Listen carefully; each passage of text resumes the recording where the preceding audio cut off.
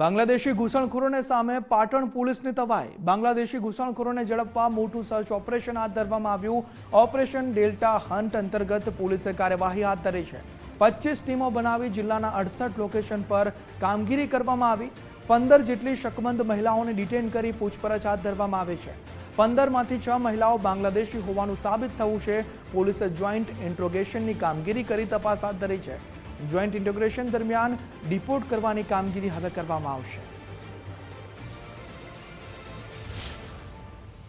ગુજરાતમાં ગેરકાયદેસર રીતે રહેતા બાંગ્લાદેશીઓને શોધી કાઢવા માટે ઓપરેશન ડેલ્ટા હન્ટ ગઈકાલે મોડી રાતથી શરૂ કરવામાં આવ્યું હતું, જેના ભાગરૂપે પાટણ જિલ્લામાં 68 જેટલા લોકેશન ઉપર 25 જેટલી ટીમો બનાવી અને આ લોકોને શોધવા માટેની કામગીરી કરવામાં આવી હતી, જેમાં આશરે 15 જેટલા શંકાસ્પદ લોકોને ડિટેન કરી અને એમના વિવિધ ડોક્યુમેન્ટ્સ મેળવવાની કામગીરી કરવામાં આવી હતી, જેમાં 6 જેટલા બાંગ્લાદેશી કન્ફર્મ થયા હતા।